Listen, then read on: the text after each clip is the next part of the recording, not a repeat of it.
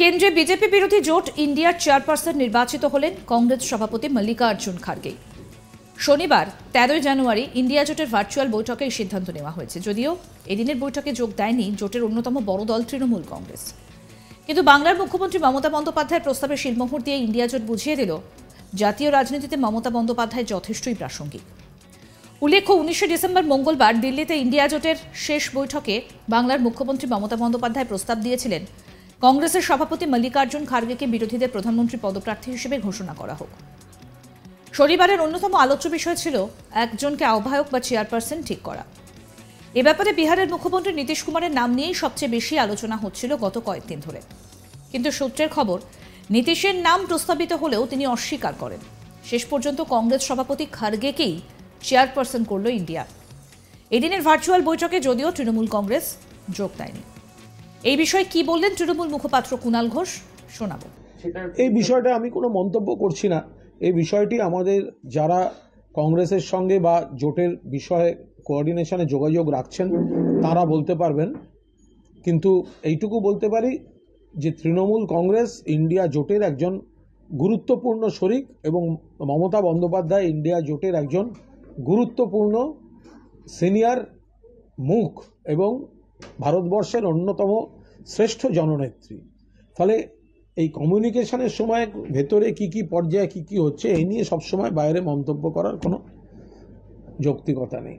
এই অনুরাগ ঠাকুর বা যারা আসছেন তারা এত ব্যস্ত ইন্ডিয়া অ্যালায়েন্সকে আক্রমণ করতে, তৃণমূল কংগ্রেসকে আক্রমণ করতে, এগুলোকে বলে প্যানিক রিয়াকশন।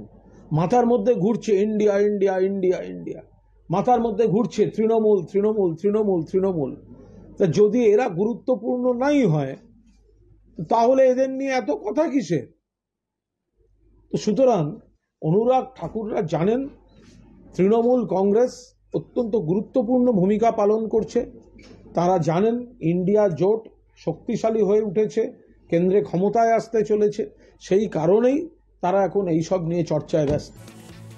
প্রসঙ্গত বলি 19 ডিসেম্বর দিল্লিতে ইন্ডিয়া জোটের বৈঠকে বাংলার মুখ্যমন্ত্রী মমতা বন্দ্যোপাধ্যায় ইন্ডিয়া জোটের চেয়ারপারসন হিসেবে কংগ্রেস সভাপতি মল্লিকার্জুন খার্গের নাম প্রস্তাব করেন। প্রস্তাবে সমর্থন জানান দিল্লির মুখ্যমন্ত্রী অরবিন্দ কেজরিওয়ালও। কিন্তু এই বৈঠকে চূড়ান্ত সিদ্ধান্ত কিছু হয়নি। তবে একাধিক দলের দাবি ছিল একজনকে আহ্বায়ক বা চেয়ারপারসন করা হোক। তাতে বৈঠক ডাকা ইন্ডিয়াভুক্ত দলগুলির সঙ্গে সমন্বয় রাখার ক্ষেত্রে সুবিধে হবে। এবার সেই দায়িত্বই তুলে দেওয়া হলো কংগ্রেসের সভাপতির হাতে। প্রসঙ্গত এই পদের জন্য নাকি নীতিশ কুমারকে অনুরোধ করা হলেও তিনি নাকি রাজি হননি। তিনি উল্টে কংগ্রেসের কোনো শীর্ষ নেতাকে এই দায়িত্ব দেওয়ার পক্ষেই সওয়াল করেন। শেষ পর্যন্ত এই দায়িত্ব দেওয়া হয় মল্লিকার্জুন খার্গেকে। কিন্তু তৃণমূল এদিনের বৈঠকে যোগ দিল না কেন? জানা গিয়েছে শুক্রবার 12 জানুয়ারি সন্ধ্যায় ঠিক হয় ইন্ডিয়া জোটের ভার্চুয়াল বৈঠক হবে। কিন্তু শেষ মুহূর্তে জানানোয় তৃণমূলের তরফে জানিয়ে দেওয়া হয় পূর্ব নির্ধারিত কর্মসূচি থাকায় বৈঠকে যোগ দেবেন না মুখ্যমন্ত্রী মমতা বন্দ্যোপাধ্যায়। এমনকি ইন্ডিয়ার সমন্বয় কমিটির সদস্য অভিষেক বন্দ্যোপাধ্যায়ও শনিবারের ভার্চুয়াল বৈঠকে যোগ দেননি। এই বিষয়টা আমি কোনো মন্তব্য করছি না। এই বিষয়টি আমাদের যারা কংগ্রেসের সঙ্গে বা জোটের বিষয়ে কোঅর্ডিনেশনে যোগাযোগ রাখছেন তারা বলতে পারবেন।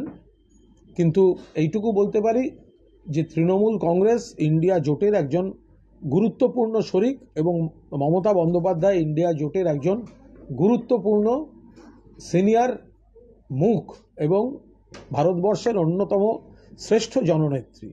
ফলে এই কমিউনিকেশনের সময় ভেতরে কি পর্যায়ে কি হচ্ছে এই নিয়ে সবসময় বাইরে মন্তব্য করার কোনো যৌক্তিকতা নেই। এই অনুরাগ ঠাকুর বা যারা আসছেন তারা এত ব্যস্ত ইন্ডিয়া অ্যালায়েন্সকে আক্রমণ করতে, তৃণমূল কংগ্রেসকে আক্রমণ করতে, এগুলোকে বলে প্যানিক রিয়াকশন। মাথার মধ্যে ঘুরছে ইন্ডিয়া ইন্ডিয়া ইন্ডিয়া ইন্ডিয়া, মাথার মধ্যে ঘুরছে তৃণমূল তৃণমূল তৃণমূল তৃণমূল। তা যদি এরা গুরুত্বপূর্ণ নাই হয় তাহলে এদের নিয়ে এত কথা কিসের? তো সুতরাং অনুরাগ ঠাকুররা জানেন তৃণমূল কংগ্রেস অত্যন্ত গুরুত্বপূর্ণ ভূমিকা পালন করছে। তারা জানেন ইন্ডিয়া জোট শক্তিশালী হয়ে উঠেছে, কেন্দ্রে ক্ষমতায় আসতে চলেছে। সেই কারণেই তারা এখন এইসব নিয়ে চর্চায় ব্যস্ত। আরও আপডেট পেতে আজ তাক বাংলার ইউটিউব চ্যানেল সাবস্ক্রাইব করুন, নোটিফিকেশন পেতে বেল বাটন অপশন প্রেস করুন। এই ভিডিও সম্পর্কে আপনাদের মতামত জানান, কমেন্ট করুন, শেয়ার করুন, হোয়াটসঅ্যাপে ফলো করুন আজ তাক বাংলা।